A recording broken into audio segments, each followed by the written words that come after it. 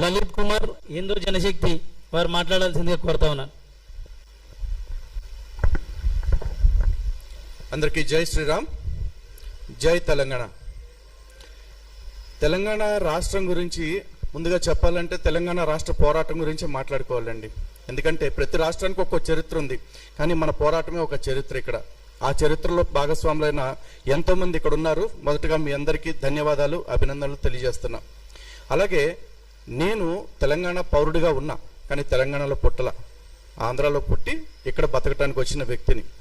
ఇలా నాలాగే బ్రతకటానికి హైదరాబాద్ని అమ్మలాగా అనుకుని, తెలంగాణని తల్లిలాగా అనుకుని వచ్చిన వాళ్ళు, వేరే వేరే రాష్ట్రాల నుంచి వచ్చిన వాళ్ళు చాలామంది ఉన్నారు. మేమెవరూ రాష్ట్రం కోసం పోరాటాలు చేయలేదు, వీధుల్లోకి రాలేదు. కానీ రాష్ట్రానికి వ్యతిరేకంగా కానీ, తల్లికి వ్యతిరేకంగా కానీ ఈ రోజు వరకు ఒక్క స్టేట్మెంట్ కూడా ఇవ్వాల. కానీ మమ్మల్ని ఈ రోజున చాలామంది విమర్శనాత్మకంగా మాట్లాడుతున్నారు. రీసెంట్గా చూసుకున్నట్లయితే ఈ సోకాల్డ్ ఈ ఎర్ర టీవీలు అంటారో, ఎర్రి టీవీలు అంటారో, వాళ్ళు నా మీద కూడా ఒక ప్రోగ్రాం పెట్టి వీడు ఎక్కడో ఆంధ్ర నుంచి వచ్చి ఇక్కడ హిందువుల్ని లేదా వేరే మతాల మధ్య చిచ్చులు పెడుతున్నారు అని మాట్లాడారు. అందరికీ ఈ సందర్భంగా ఒక స్పష్టత ఇవ్వాలనుకుంటున్నా. నేను ఎక్కడ పుట్టాను అనేది పక్కన పెడితే నేను ఇక్కడ బతుకుతున్నాను. ఈ తల్లి గురించి మిగతా వాళ్ళు ఇచ్చిన స్టేట్మెంట్ కంటే నేను ఇచ్చే స్టేట్మెంట్ ఒకటే, నాకు ఫస్ట్ తెలంగాణ ఫస్ట్ అనేది నా స్టేట్మెంట్. ఏ విషయంగా అనుకుంటే తెలంగాణ ఆత్మగౌరవం విషయంలో, తెలంగాణ అభివృద్ధి విషయంలో, తెలంగాణ స్వేచ్ఛ విషయంలో, తెలంగాణలో శాంతి భద్రతల విషయంలో అన్నిట్లో కూడా తెలంగాణ ఫస్ట్ అని కోరుకునే వ్యక్తిని నేను. అలాగే దేశవ్యాప్తంగా చూసుకుంటే తెలంగాణ ఫస్ట్, ఎందుకంటే నేను ఇక్కడ బతుకుతున్నాను, ఇక్కడ నాకు ఉపాధి దొరికింది కాబట్టి. ప్రపంచవ్యాప్తంగా చూసుకుంటే నాకు Bharat first, భారతే best, భారతే last.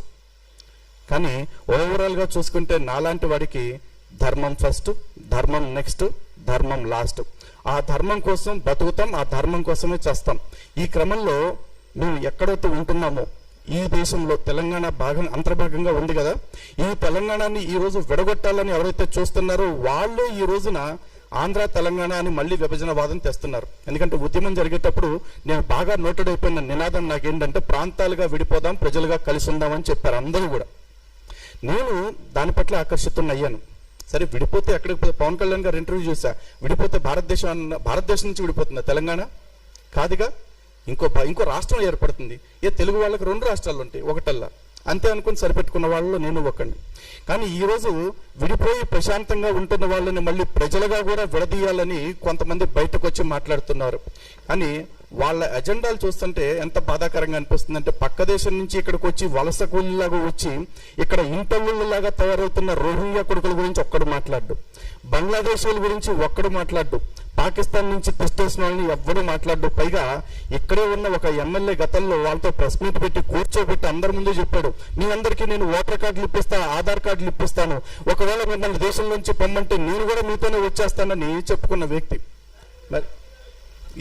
Okay, అలాంటి చెప్పుకున్న వ్యక్తులు మన కళ్ళ ముందే ఇంకా ప్రజాప్రతినిధులుగా బతుకుతూ ఉన్నారు. వాళ్ళు అలాంటి ఊరకుక్కలందరినీ తీసుకొచ్చి ఇక్కడ సత్రంలో మేపినట్టు మేపుతుంటే తప్పులేదు, కానీ పక్క రాష్ట్రం నుంచి ఇక్కడికి వచ్చి పొట్టబోసుకుంటే తప్పైపోయిందా? వీళ్ళు తమిళనాడు గోబ్యాక్ అంటారు, రోహింగ్యా ఎవరు మార్వాడి గోబ్యాక్ అంటారు, ఇప్పుడు ఆంధ్ర గోబ్యాక్ అంటారు. సారీ, రోహింగ్యా కాదు, రోహింగ్యా గోబ్యాక్ అనట్లా, మార్వాడి గోబ్యాక్ అంటారు. రోహింగ్యాలకేమో వెల్కమ్ నినాదాలు. ఎందుకంటే మరి వాళ్ళదేం రుచిగా ఉందో మనకు తెలియదు వాళ్ళకి.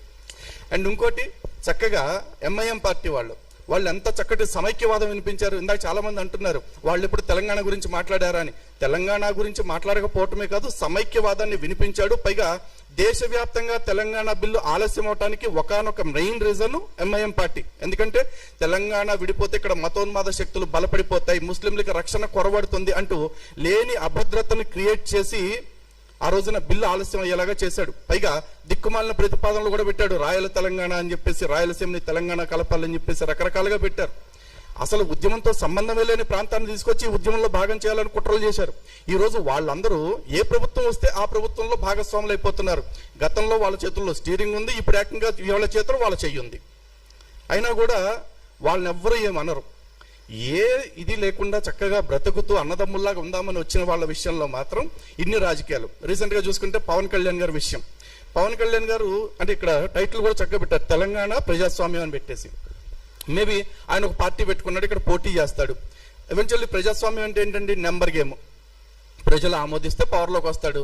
అయ్యా మీది మాది సెట్ అవ్వదు, మీ వాదం వేరు మా వాదం వేరు అనుకుంటే పక్కకెళ్ళి కూర్చుంటాడు. లేకపోతే ఈ సిపిఎం సిపిఐ పార్టీలాగా తోక పార్టీలాగా మిగిలిపోతాడు. కానీ అది అసలు మాట్లాడనే వద్దు, రానే వద్దు అని చెప్తున్నారంటే ఎందుకంత భయం వీళ్ళకి మరి ఇప్పుడు? అది కూడా అర్థం చేసుకోవాలి. అండ్ రెండోది వచ్చేసి అన్నిటికంటే కీలకమైన విషయం అండి, వివక్ష. ఇప్పుడు మాట్లాడుతున్న వాళ్ళు ఎవరైతే ఉన్నారో ఈ సోకాల్డ్ గలీజ్ టీవీ వాళ్ళందరూ ఒకటే మాట మాట్లాడుతుంటారు. జైబీఎం అని ఒక నినాదం తీసుకుని వీళ్ళు కుల వివక్షలు చూపిస్తున్నారు, లేకపోతే మతోన్మాదము, మనువాదులు ఇట్లా మాట్లాడుతుంటారు. మరి భారత రాజ్యాంగం మనందరికీ సమానమైన హక్కులు కొన్ని ఇచ్చింది. ఈక్వాలిటీ బిఫోర్ లా, లేకపోతే లా ఆర్టికల్స్ అగైన్స్ట్ డిస్క్రిమినేషన్, ఆర్టికల్ 14 కానీ, ఆర్టికల్ 15 కానీ, ఆర్టికల్ 16 కానీ. మీకు కుల వివక్ష అనగానే అంత బాధపడుతున్నారు కదా, అంత బాధ కలుగుతుంది కదా. మరి ఒక ప్రాంతం పేరుతో వివక్ష చూపిస్తుంటే ఇక్కడ బ్రతుకుతున్న వాళ్ళకి, అంటే ఏ రాజకీయాలతో సంబంధం లేకుండా బ్రతుకుతున్న వాళ్ళకి వివక్షను చూపిస్తుంటే వాళ్ళు బాధపడరా? ఇక్కడ మానవత్వం గుర్తు రావట్లేదా? ఒక పక్క దేశానికి సంబంధించిన పరాయి మతస్థులు వచ్చి ఇక్కడ బతుకుతుంటే పోన్లే బతుకుతారని వదిలేసిన వాళ్ళు, సాటి వాళ్ళ విషయంలో ఈ దృక్పథం ఏదైతే ఉందో దాన్ని మార్చుకోండి. మళ్ళీ చెప్తున్నానండి, ఇక్కడ బ్రతుకుతున్న వాళ్ళందరికీ ఈ గడ్డ ఫస్ట్, తెలంగాణ ఫస్ట్, ఆ తర్వాత నేషన్ ఫస్ట్, ఆ తర్వాత ధర్మం ఫస్ట్. విశాల దృక్పథంలో చూసుకుంటే ఆ ధర్మం కోసం మేము ఎవరితోనైనా కలుస్తాము, అందరితో కలిసి పనిచేయడానికి సిద్ధంగా ఉన్నాం. జై తెలంగాణ, భారత్ మాతాకి.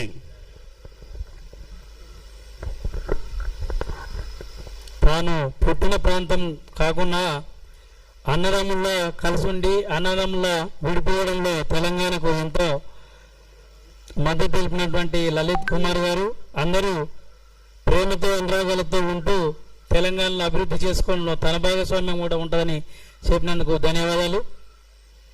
ఇప్పుడు నేషనలిస్ట్ హబ్ సాయి చైర్మన్ గారు, అలాగే తెలంగాణ జర్నలిస్ట్ యూనియన్ రాష్ట్ర ఉపాధ్యక్షులు అయినటువంటి సాయి గారిని మాట్లాడాల్సిందిగా కోరుతా ఉన్నాను.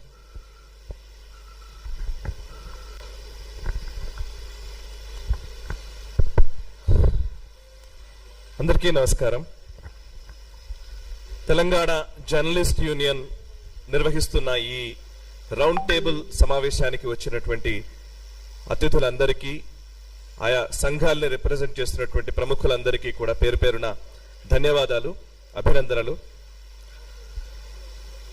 ఇదే ప్రెస్ క్లబ్ లో కొన్ని రోజుల క్రితం ఒక రౌండ్ టేబుల్ సమావేశం నిర్వహించారు.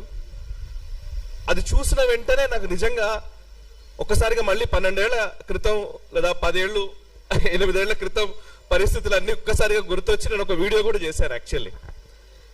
అందులో ఏంటంటే ఈ ఆంధ్ర బూట్ల కింద తెలంగాణ ఇంకెంతకాలం నలిగిపోవాలి అనే కాంటెక్స్ట్ లో ఒక టైటిల్ పెట్టారు. 12 సంవత్సరాల తర్వాత మనం మాట్లాడుతుంటే దానికి నిజంగా ఆ రౌండ్ టేబుల్ సమావేశంలో నేపథ్యం ఏంటి, అసలు సడన్ గా తెలంగాణకు ఆంధ్రకు గొడవ ఏంటి, తెలంగాణ వర్సెస్ ఆంధ్ర అనే